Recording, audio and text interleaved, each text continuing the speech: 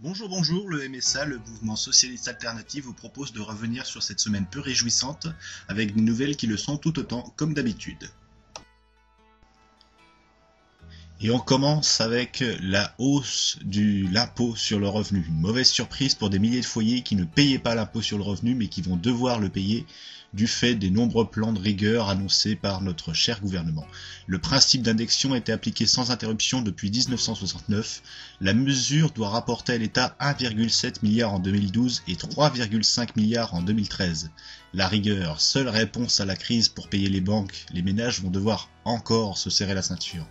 Le seul problème, c'est que la dette publique ne dépend pas des dépenses des ménages, mais bien de l'article 123 du traité de Lisbonne qui empêche les États d'emprunter à taux zéro, ce qui permet aux banques de se graisser un peu la patte au passage.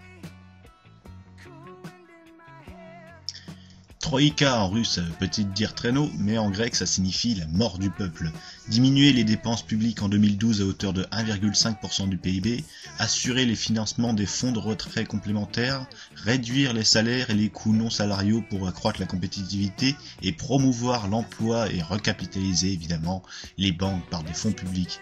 Voici le nouveau plan d'aide aux banques et à l'économie au détriment de la population, le système libéral dans toute sa splendeur, le fléau des peuples du XXIe siècle.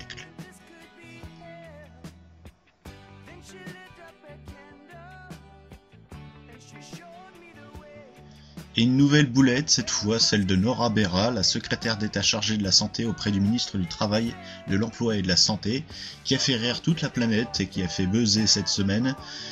Elle a recommandé aux SDF de ne pas sortir de chez eux pour éviter de souffrir du froid. Je rappelle quand même que les SDF sont des personnes qui sont sans toit et qui donc ne peuvent pas sortir de chez eux. Je pense, vu les circonstances, qu'il est bon de rappeler ce que c'est qu'un SDF.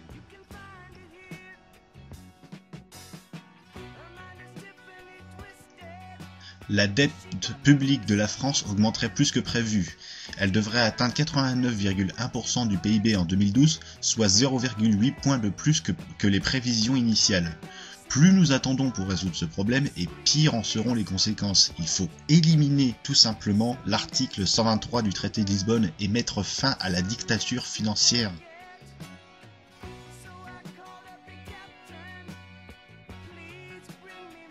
Autre nouvelle importante, c'est aussi l'inauguration jeudi d'une usine de production de véhicules low cost au Maroc par l'entreprise PSA Renault Citroën. Alors c'est vrai qu'il faut alléger les charges patronales, encore que franchement le CAC 40 n'est pas maltraité en France, sans pour autant tomber dans un système chinois où les mesures sociales sont inexistantes et sans évidemment que cela pèse sur la consommation qui est source de reprise. La TVA sociale n'a fait que déplacer le problème. Si les gens achètent moins après la hausse des prix, il y aura moins de production, c'est logique.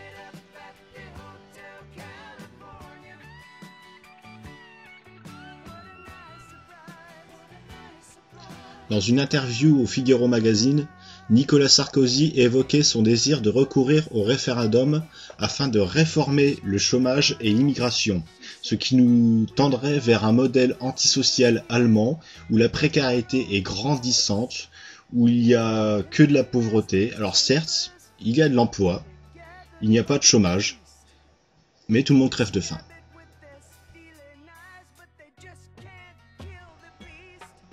Samedi, à Villejuif, un mariage gay a été proclamé à usage symbolique et militant afin de réclamer enfin la légalisation du mariage des couples de même sexe.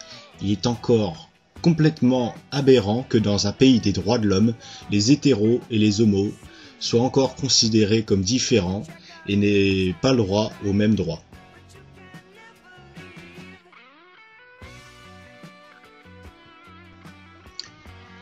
Une statue de Carla Bruni en bronze devrait être inaugurée par le maire de Nogent-sur-Marne en mai à un coût de 80 000 € selon Europe 1.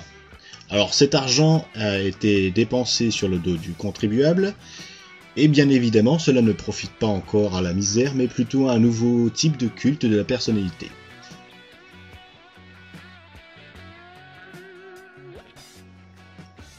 Selon son ministre Éric Besson, Sarkozy demanderait à EDF d'être prêt pour un rallongement de vie des centrales nucléaires.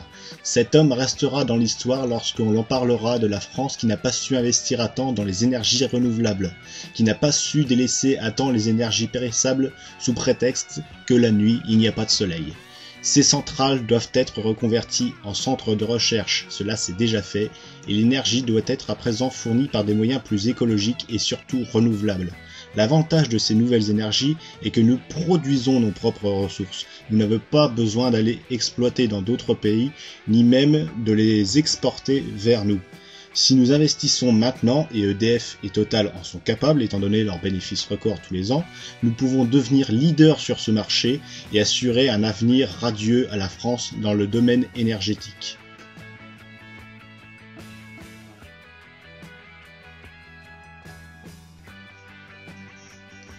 Et on termine avec l'attaque du site web de la CIA vendredi par des membres d'Anonymous qui dénoncent les sites à caractère pédophile et l'inaction des pouvoirs vis-à-vis de ces sites.